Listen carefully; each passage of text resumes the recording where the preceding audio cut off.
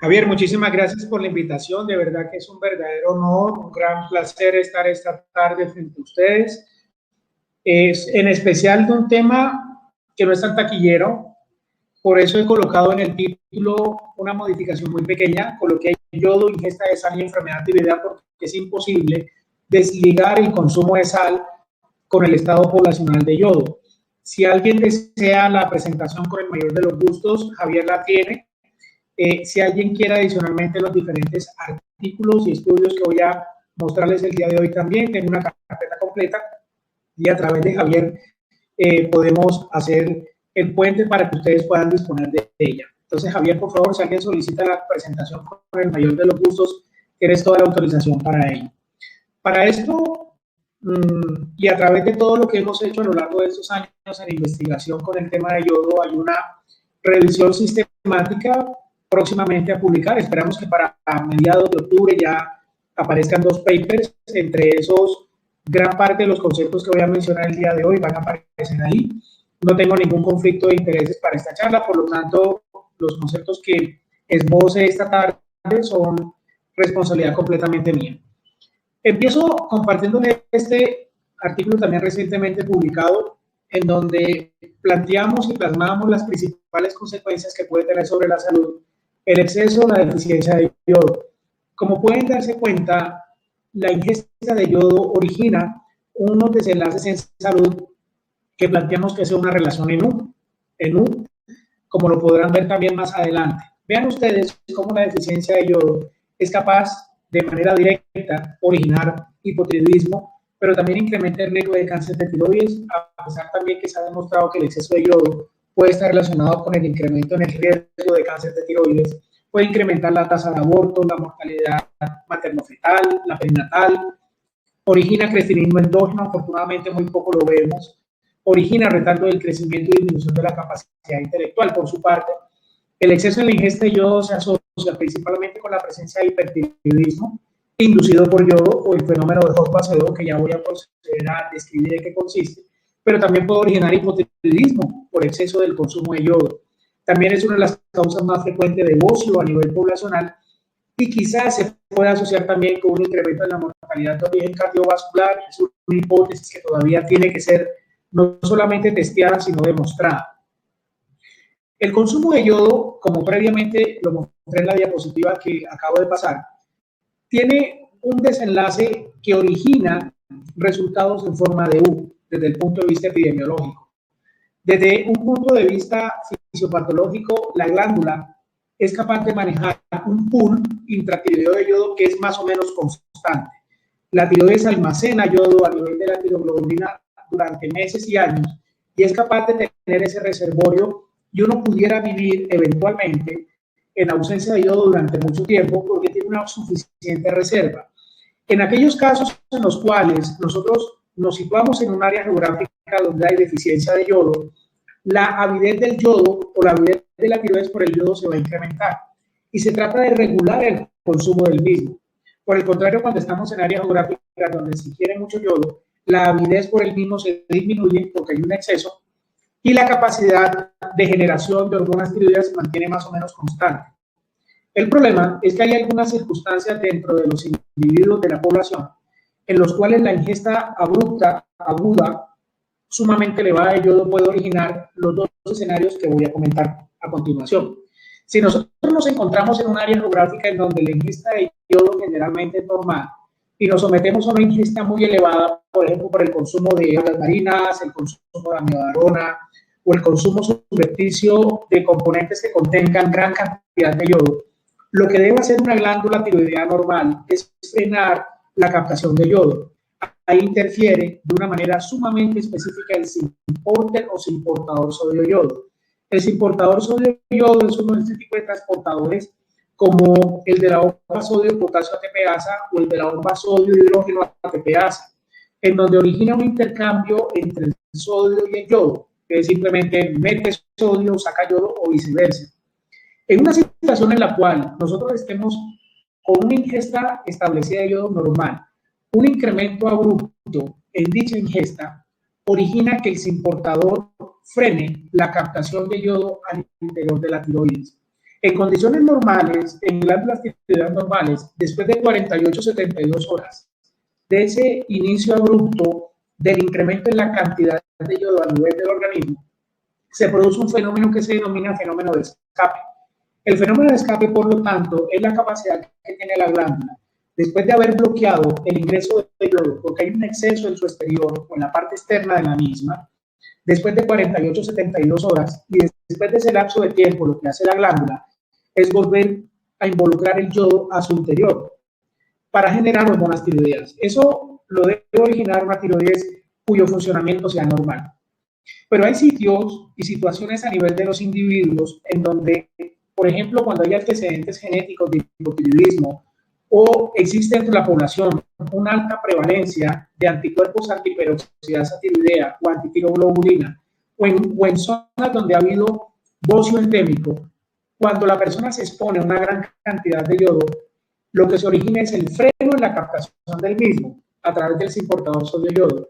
Pero pasan 24 horas, 48, 72 horas y no se vuelve a activar la captación de yodo. Es decir, que el fenómeno que está hablando de escape no se presenta. Si eso no se presenta, la glándula queda totalmente bloqueada y con el tiempo el individuo es incapaz de producir hormonas tiroideas. Ese fenómeno de hipotiroidismo inducido por yodo se denomina fenómeno de Wolff y Chaikov. Es el hipotiroidismo inducido por la ingesta de yodo. A la derecha se trata de plasmar el efecto contrario. Cuando nosotros estamos en un área geográfica en donde pudiera eventualmente haber deficiencias de yodo, en aquella población que tiene anticuerpos tiroideos positivos, especialmente anticuerpos contra receptores de TSH, o es presencia poblacional de bocio, es decir, hay un bocio endémico, más del 5% de la población lo tiene, son bocios generalmente multinodulares, duros a la palpación. Cuando esas personas se exponen a un alto contenido de yodo, lo que hace la tiroides es captar, incrementa la captación de yodo para generar más hormonas tiroideas. No se presenta el fenómeno de bloqueo y mucho menos el fenómeno de liberación del que hablaba previamente. En estos casos, los pacientes son capaces de captar de gran forma ese yodo y generar una mayor cantidad de hormona tiroidea. A ese hipertiroidismo inducido por yodo se denomina fenómeno de Hall-Basedow. Por lo tanto, el fenómeno del Wolff-Chaikov y el de Hall-Basedow se presenta ante cargas altas de yodo.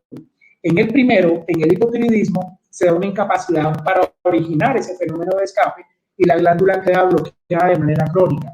En el segundo, la glándula es incapaz de bloquear ese contenido de yodo que ingresa a la tiroides y genera más cantidad de hormona tiroidea y se traduce clínicamente por la presencia de hipertiroidismo. En ambos casos, es el exceso de yodo lo que puede originar tanto hipo como hipertiroidismo.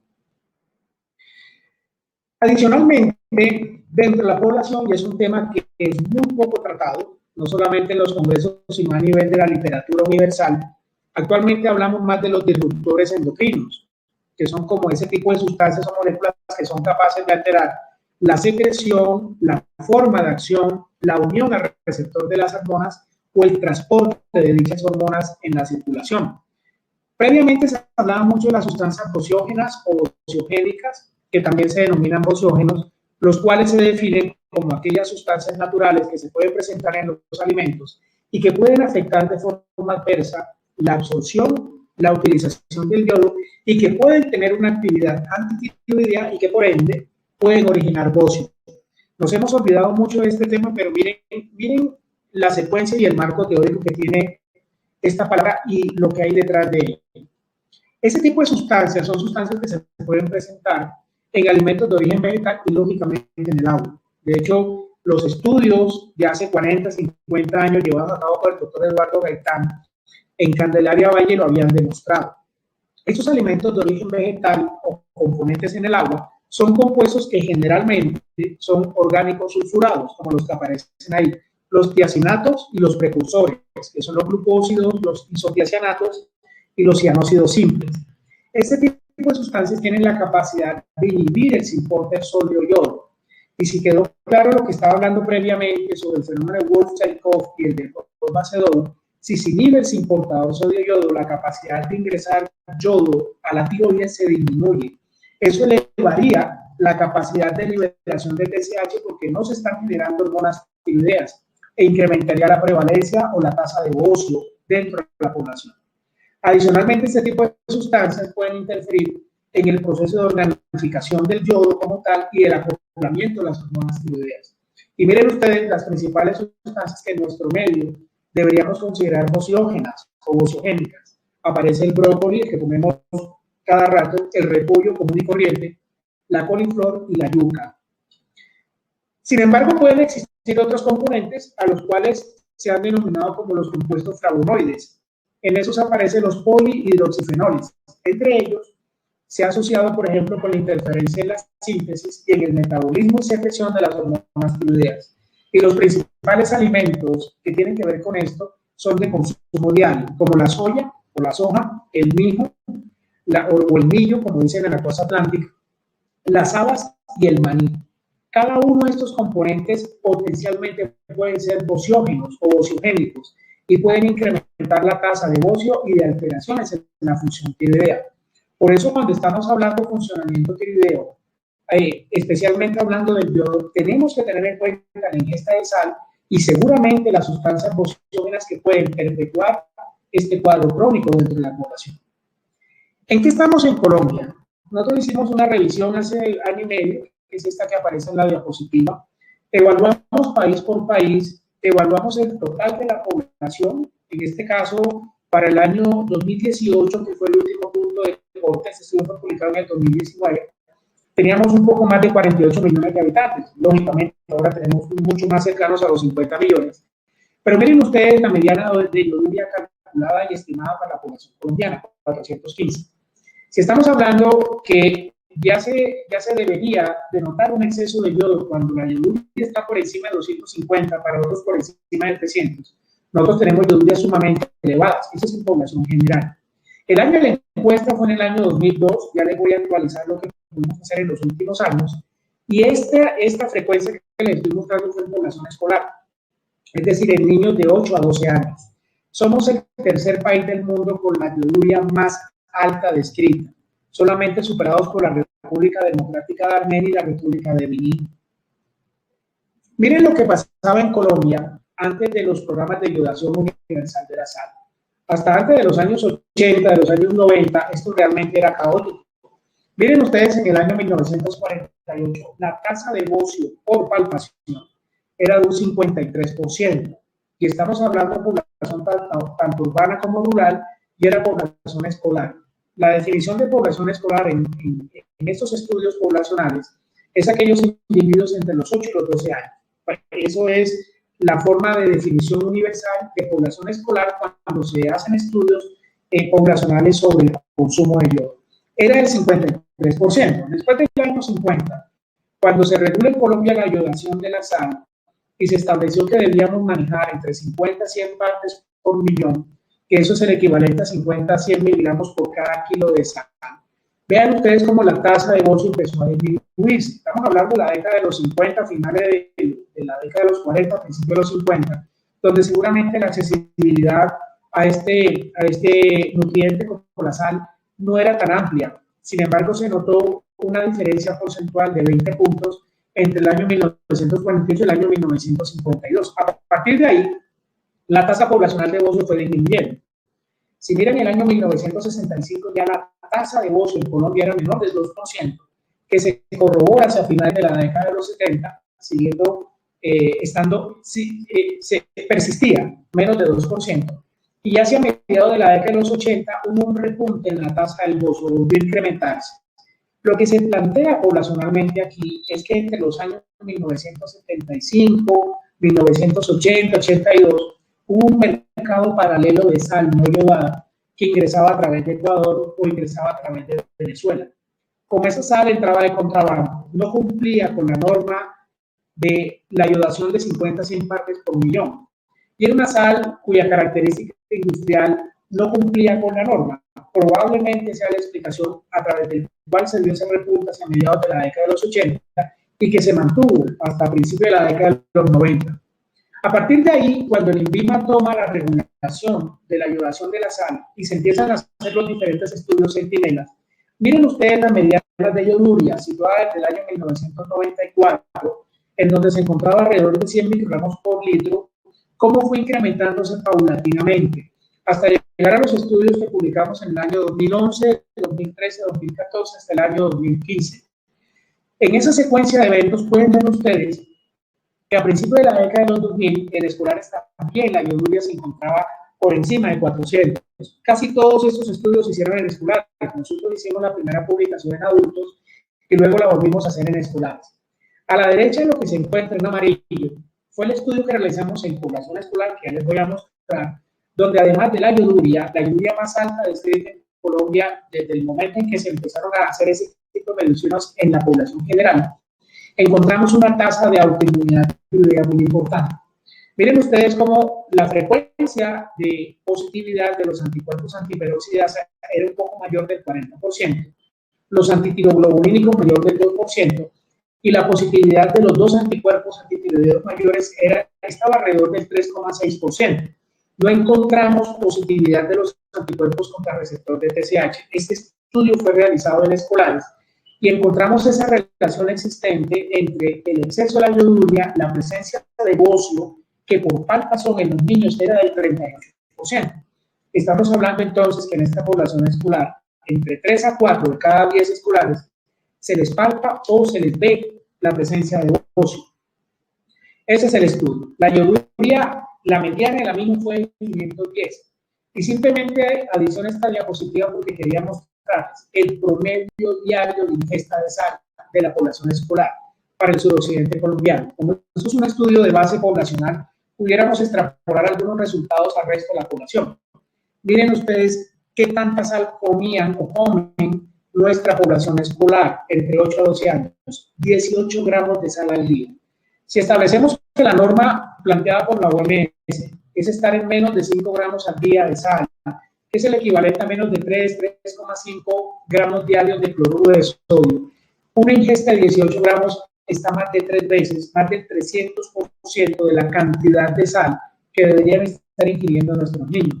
Probablemente, y al final voy a plantear esa hipótesis, esta ingesta de yodo proveniente de la sal es lo que ha incrementado la alta frecuencia de autoinmunidad tiroidea que seguramente ustedes lo ven en el día a día, la tasa de bocio y la tasa de TSH tan elevadas que vemos en la consulta clínica diaria. El estudio en sí, que es el estudio de nutrición llevado a cabo en el año 2015, que todavía estamos recibiendo reportes, esto fue un estudio que se diseñó a nivel nacional, un estudio poblacional, en el cual se tomó población escolar, población de niños entre 1 a 4 años, entre 5 a 12 años, y mujeres en edad gestante, entre los 13 y los 49 años. El estudio se enfocó en medir el estado poblacional de yodo, además de otro tanto de micronutrientes, evaluaron también hierro, consumo de vitamina A, vitamina D, etc. Encontraron que en promedio las yodurias todas estaban elevadas para la población entre 1 a 4 años, 5 a 12 y en mujeres en edad gestacional. Pero encontraron que el exceso de yodo sobrepasaba casi las 2/3 partes del total de la población. Miren ustedes que en edad de 1 a 4 años la prevalencia de exceso de yodo estaba casi el 65%, más del 75% de exceso de yodo en los niños de 5 a 12 años y más del 70% en la población de mujeres gestantes. Pero todavía se encuentran áreas en donde hay deficiencia de yodo. Ellos encontraron un 8% de deficiencia de yodo en la población de 1 a 4 años, 4,4% en la población de 5 a 12 años y en mujeres gestantes cercanas al 5%. Es decir, que a pesar que consumimos mucha sal, hay la posibilidad de conseguir la sal en todo el territorio colombiano con la norma establecida, porque la verdad es que la sal que nosotros consumimos, en especial Refisal, Susal, Sufisal, cada una de esas sales que se encuentran en el comercio cumplen con la norma de 50 a 100 partes por millón. Por lo tanto, esta deficiencia de yodo probablemente esté más asociada a población en el ámbito rural que tiene dificultad de acceso a la sal yodada. Y todavía existe un mercado paralelo de sal. Hay gente que en el área rural consume sal de consumo animal o ingiere sal de consumo animal que no tiene la norma establecida por INVIMA. Entonces, lo que nosotros hicimos, y ese es un estudio que saldrá publicado, como les decía, para octubre, tratamos de hacer lo mismo que hicimos con escolares, pero en población adulta. Entonces, tomamos más de 400 pacientes, 432 pacientes para ser más exactos, y evaluamos cómo estaba el fenómeno de funcionamiento tiroideo la autoinmunidad tiroidea, el estado poblacional de yodo y medimos adicionalmente selenio. No hay estudios poblacionales para determinar el estado poblacional del selenio en Colombia. Este es, a nuestro parecer, el primer estudio que lo hace. Y evaluamos también la tasa de bocio, no solamente por palpación, sino por ecografía. A la derecha, en rojo, están los resultados en la frecuencia de cada uno de esos desenlaces. Nosotros encontramos que la prevalencia en esta población, estudio poblacional, de incremento en el valor de la TSH por encima de 4, tomamos un valor de 4.0 en adelante para hacer diagnóstico de hipotiroidismo. Esto lo pudiéramos discutir porque para algunos el valor superior normal es 4.5 y recuerden ustedes que dependiendo de la edad de la persona también pueden modificarse un poco ese punto de corte de la TSH, pero teníamos que escoger un punto y escogimos el valor de 4.0 que es el más aceptado internacionalmente.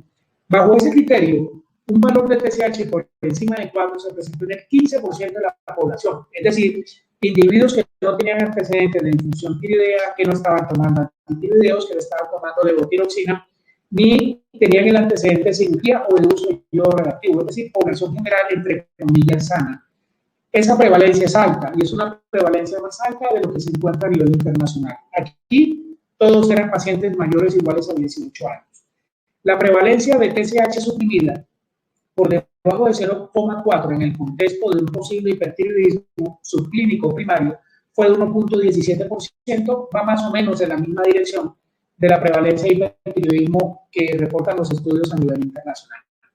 En relación a la parte de autoinmunidad tiroidea, encontramos que la presencia de los TRAP, es decir, anticuerpos contra el receptor de TSH, que pueden servir no solamente como marcador, sino como predictor para enfermedad de Graves, fase 2 o hipertiroidismo autoinmune, se encontró en el 3,2% de la población. Los anticuerpos antitiroglobulínicos en el 2,3% y los anti-TPO en el 8,2%.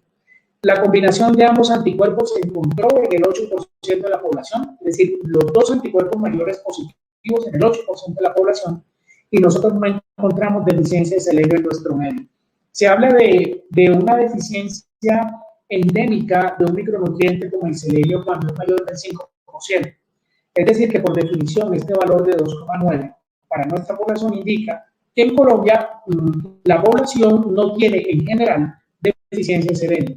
Los pacientes que encontramos con la deficiencia de selenio, todos fueron de área rural en poblaciones de difícil acceso, personas que no tienen la comodidad o la facilidad de ingerir carne roja por lo menos una vez por semana y mucho menos de recibir suplementos nutricionales. En esa población fue donde encontramos valores de selenio por debajo de 63 microgramos por litro a nivel sanguíneo.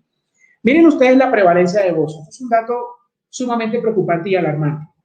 Cuando lo evaluamos a través de inspección y palpación, encontramos una frecuencia, una prevalencia del 45%, es decir, entre 4 a 5 personas de la población general, nosotros encontramos bocio, por inspección, por palpación o por ambas. Y por ecografía lo encontramos en un 38%, es decir, entre 3 a 4 personas de la población que evaluamos a través de ecografía podemos encontrar la prevalencia de bocio. Nosotros tomamos como punto de corte un valor de 12.5 mililitros para los hombres y de 15 mililitros para las mujeres. Y basado en ese punto de corte nos da una prevalencia sumamente elevada.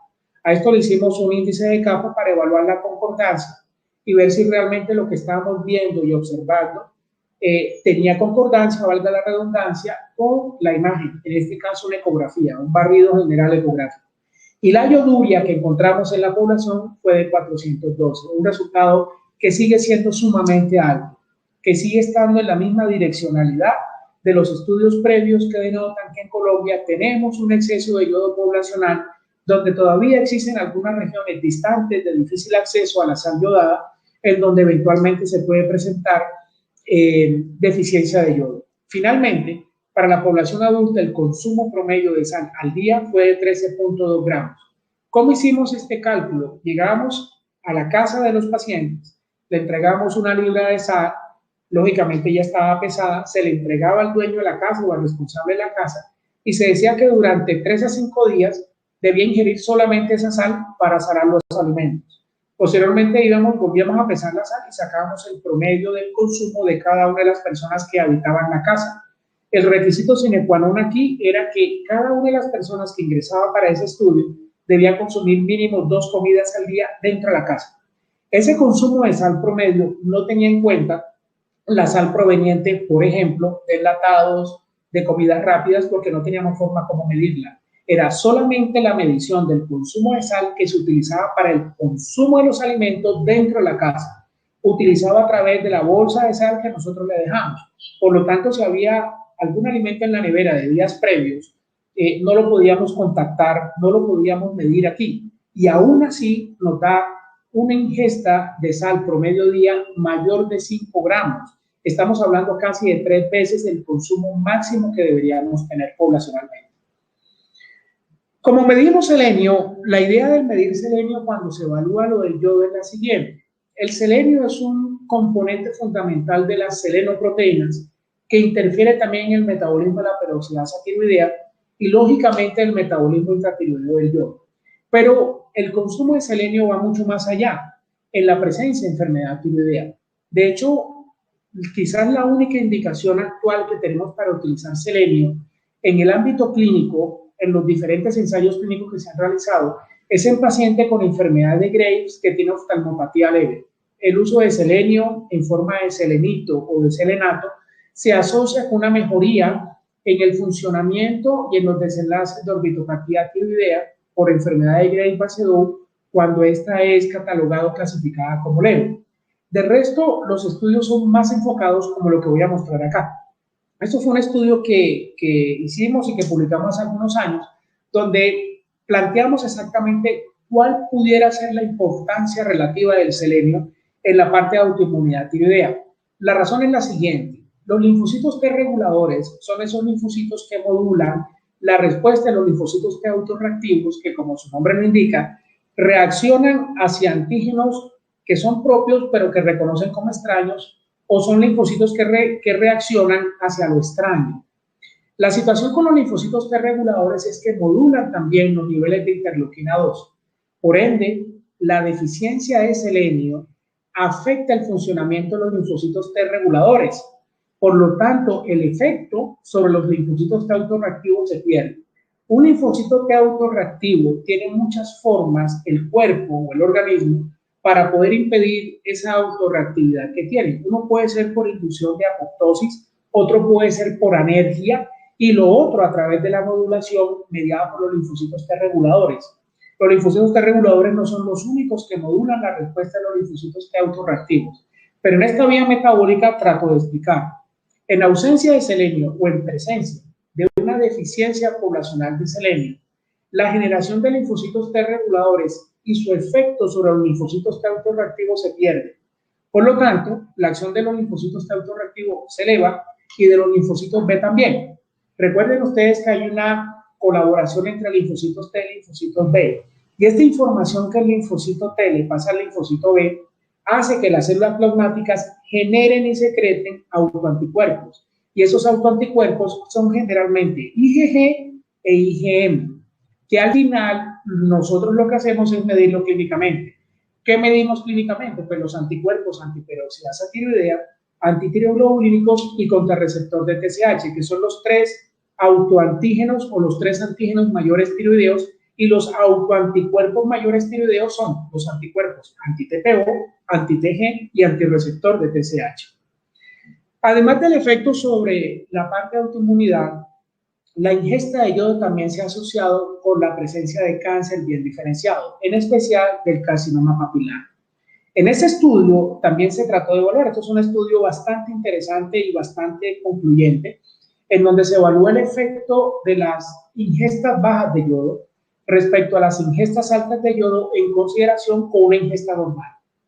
Y los autores, en un estudio del Dr. Kim, demostró que tanto la ingesta baja de yodo como la alta pueden inducir un incremento en el riesgo de carcinoma bien diferenciado de tiroides. Probablemente la alta ingesta se asocie más con carcinoma folicular y la deficiencia con carcinoma papilar, aunque eso todavía está por demostrarse. La ingesta alta de yodo en esta población se asoció con un incremento en la positividad de las mutaciones contra el gen BRAF, que es uno de los genes que está involucrado poblacionalmente con el incremento en el riesgo de carcinoma bien diferenciado de tiroides, exclusivamente en el carcinoma papilar. Miren lo que pasa en las regiones donde se demuestra una ingesta poblacional de yodo elevada.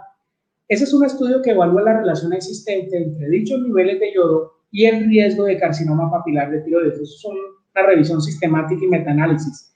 Al final, los 6-7 estudios que se han diseñado para responder esa pregunta han encontrado que en las poblaciones con alta ingesta de yodo existe un riesgo de casi el 200% de incremento en la tasa de carcinoma papilar de tiroides. Por lo tanto, por lo menos los estudios poblacionales, los estudios observacionales y longitudinales han demostrado una asociación que toca evaluar la causalidad, pero la asociación se ha demostrado entre ingesta de yodo y carcinoma bien diferenciado de tiroides.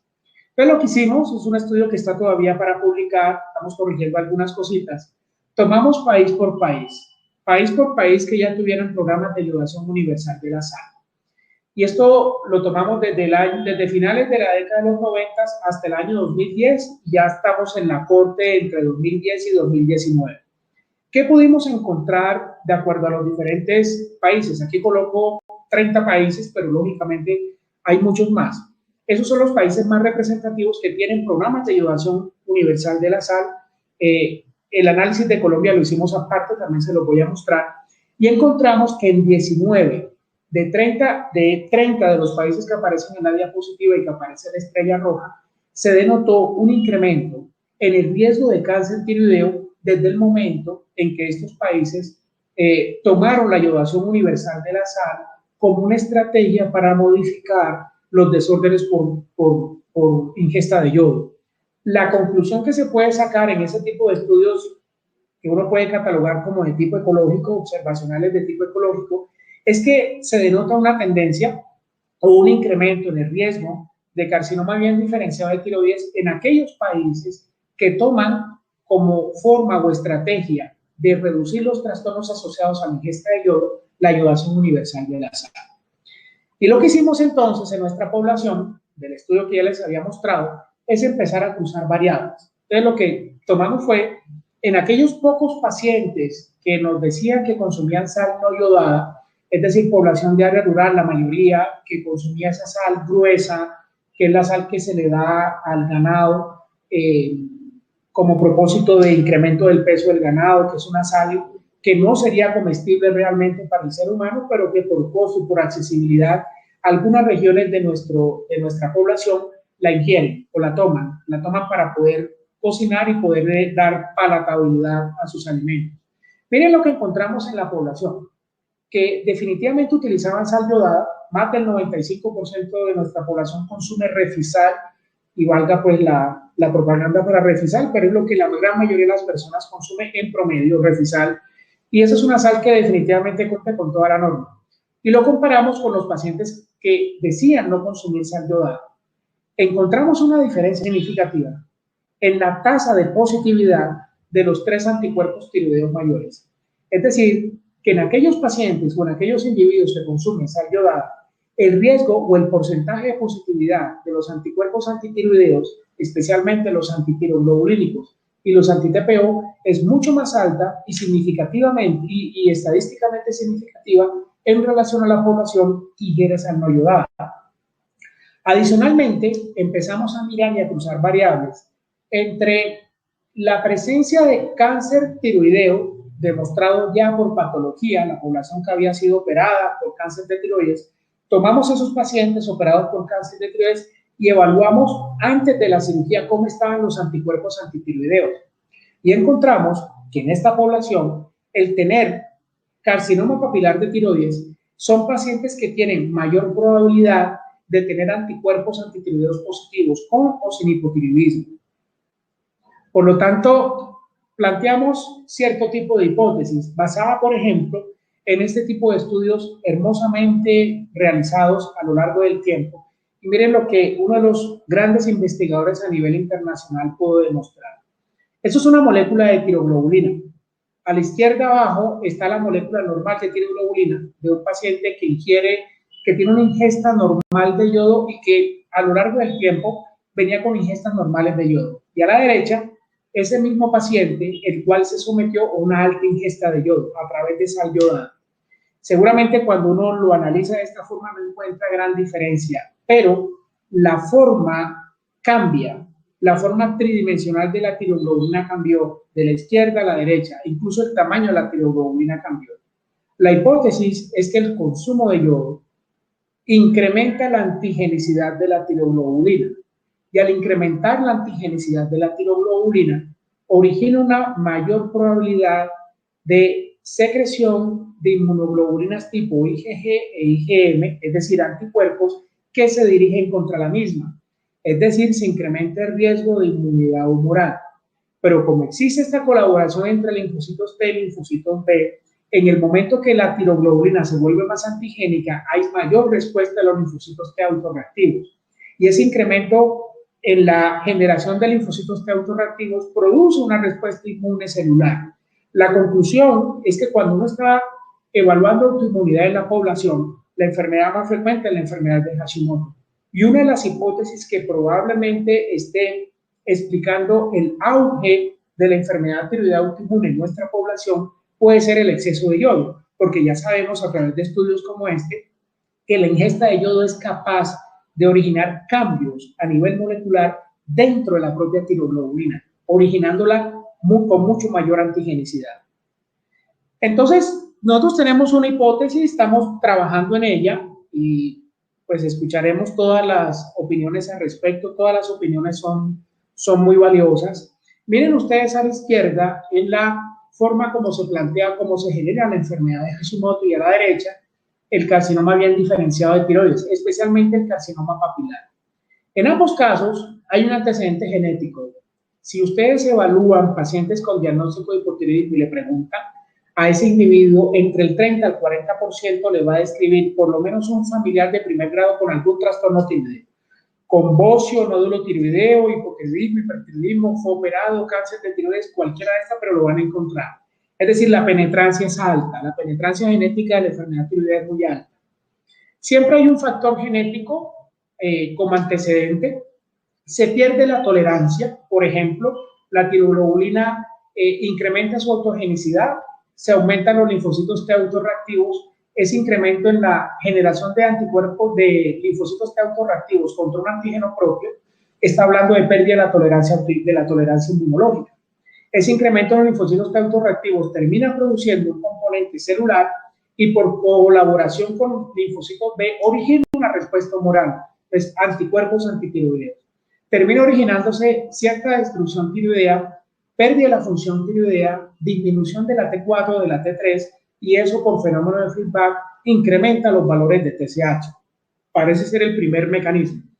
El siguiente mecanismo es que al elevarse el valor de TSH, la TSH es un factor de crecimiento tiroideo, se termina originando una hiperplasia compensatoria y en ese momento, por la presencia de los linfocitos T autorreactivos y de los linfocitos B, que también pueden ser autorreactivos, recuerden que los linfocitos B también pueden fungir como células presentadoras de antígeno, se origina una secreción de citoquinas propoptóticas. Y aquí aparece el factor nuclear kappa beta, los linfocitos NK, las especies reactivas de oxígeno, etcétera, etcétera.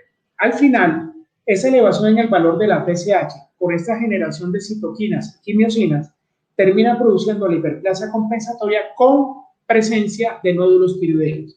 Recuerden ustedes que a pesar que se han descrito cáncer de tiroides en patología difusa tiroidea, es algo que tiene que demostrarse. En términos generales, el cáncer de tiroides siempre se genera en presencia de un nódulo tiroideo. Está por describir y por demostrar que el cáncer de tiroides se puede generar en un bocio difuso, por ejemplo. El tercer paso sería ya, en el momento que hay nódulos tiroideos, lógicamente, como el cáncer de tiroides se alberga en nódulos tiroideos, tiene que haber previamente la generación de esos nódulos tiroideos para que se produzcan crecimientos anormales, mutaciones puntuales, etcétera, para la generación de microcarcinoma tiroideo. Aquí hay una expresión de protoncogenes donde puede aparecer el BRAF, el RET, el PTC, etcétera. Y al final, los pacientes ya se pueden presentar con carcinoma tiroideo avanzado. Entonces, cuando uno evalúa ambos extremos de la diapositiva, se da cuenta que si la generación o el consumo de yodo es capaz de producir autoinmunidad tiroidea, y que la autoinmunidad tiroidea comparte un link fisiopatológico con la presencia de cáncer de tiroides, uno pudiera también determinar de que la ingesta de yodo y el exceso en el consumo de yodo también pueden estar influyendo en la alta tasa de diagnósticos que tenemos de cáncer de tiroides. Es apenas lógico que con el advenimiento de la ecografía de tiroides y con la indicación cada vez mayor de funciones de nódulos que probablemente no requieren ese tipo de funciones, estamos sobrediagnosticando el cáncer de tiroides. Es probable, pero si quitamos ese sobrediagnóstico del cáncer de tiroides, porque estamos funcionando nódulos de menos de 1 centímetro, nódulos muy pequeños, sin características de malignidad, y eventualmente lo encontramos, y podemos evaluar ese contexto clínico, es probable que dentro de la génesis que está explicando el incremento en la tasa de cáncer de tiroides a nivel colombiano, puede estar originándose también un fenómeno autoinmune de base desencadenado probablemente también por la ingesta de yodo. Con eso concluyo. Existe una posible asociación entre los niveles bajos de selenio en la población y el incremento del riesgo de cáncer bien diferenciado de tiroides. Empiezo con esa conclusión porque hasta ahora el único estudio base poblacional, se los mostré, menos del 3% de la población tiene deficiencia de yodo, y ya les expliqué también el contexto clínico en el cual se encontraban esos pacientes. Entonces uno pudiera aseverar que por lo menos en el momento no hay deficiencia de selenio en nuestra población. Que existe una posible asociación en U entre los niveles de yoduria y el riesgo de cáncer de tiroides. Recuerden ustedes que tanto la ingesta baja como la alta se ha asociado tanto con cáncer papilar como con cáncer folicular. Y tengan en cuenta que Colombia, por definición, es un país con exceso poblacional de yodo. Es decir, que estamos en uno de los extremos de la U. Exceso de yodo, incremento en el riesgo poblacional de cáncer de tiroides. Que la principal fuente de yodo en la población es a través de la yodación universal de la sangre. Y todos consumimos una gran cantidad de sal. La encuesta nacional de salud también demostró que más del 10% de la población, que del total de la población, la ingesta promedio está en mayor de 10 gramos al día. En nuestro medio lo hemos encontrado en 18 gramos en los niños y 3 gramos en adultos. Que hay una asociación entre los niveles elevados de la yoduria y la frecuencia de anticuerpos antitiroideos. Y también las posibles explicaciones desde el punto de vista fisiopatológico que explicaban esto. Y a mayor consumo de yodo, mayor tasa de bocio poblacional. Que es probable que el exceso de yodo incremente la antigenicidad de los autoantígenos tiroideos, por ejemplo, la tiroglobulina. Y entre más antigenicidad tenga el antígeno, mayor capacidad de respuesta a través del linfocito B se va a presentar. Eso incrementa la tasa de autoanticuerpos positivos como los antitiroglobulínicos y los anticuerpos anti-TPO. Ese incremento en la autoinmunidad tiroidea pudiera eventualmente ser uno de los puentes o link entre la respuesta inmune tumoral y la autoinmunidad, y pudiera potencialmente explicar, por lo menos en parte, el aumento en la frecuencia poblacional de cáncer de tiroides. Y que es probable que en Colombia los bociógenos de la dieta expliquen, al menos, también en parte, la alta tasa de bocio poblacional. Recuerden que por palpación fue más del 40% y por ecografía mayor del 30%. Sigue siendo muy alta la tasa de bocio. Y no podemos solamente enfocarnos en que sea por la deficiencia de yodo que tienen algunas áreas geográficas o por el exceso de yodo que tiene toda la población colombiana. Tiene que existir también algún tipo de bociógeno o bociogénico a nivel nacional, bien sea por la ingesta de alguno de los alimentos que previamente les mostré o algún componente del agua que ingerimos la mayor parte de la población que esté incrementando la magnitud de dicha asociación. Espero que les haya gustado. Javier, muchas gracias.